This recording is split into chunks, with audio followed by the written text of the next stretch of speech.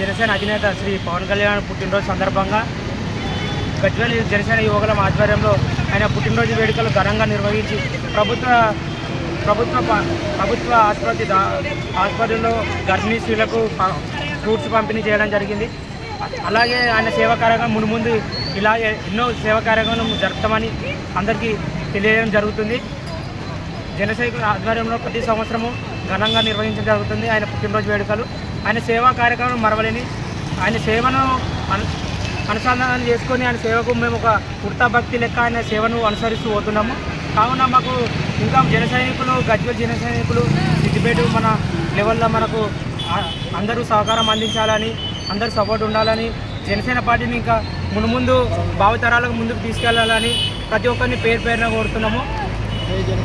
అలాగే ఈ ప్రభుత్వాన్ని ప్రశ్నిస్తున్నాం ఏంటంటే రైతులకు యూరియా అందడం లేదు. ఈ యూరియా సమస్యను రేవంత్ రెడ్డి గవర్నమెంట్ తొందరగా పరిష్కరించాలి.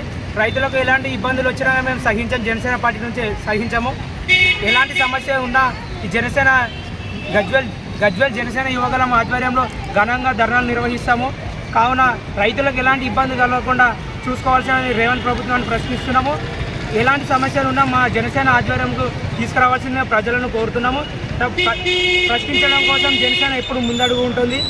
అనేక విధాలు అనేక కార్యక్రమాలు ఎల్లప్పుడూ మేము పాల్పంచుకుంటూనే ఉంటాం. ప్రతి ఒక్కరూ ఈ కార్యక్రమానికి ఇచ్చేసి మా జన సైనికులు పేరున కృతజ్ఞతలు కోరుతూ జై జనసేన, జై జనసేన, జై జనసేన, జై జనసేన, జై హింద్.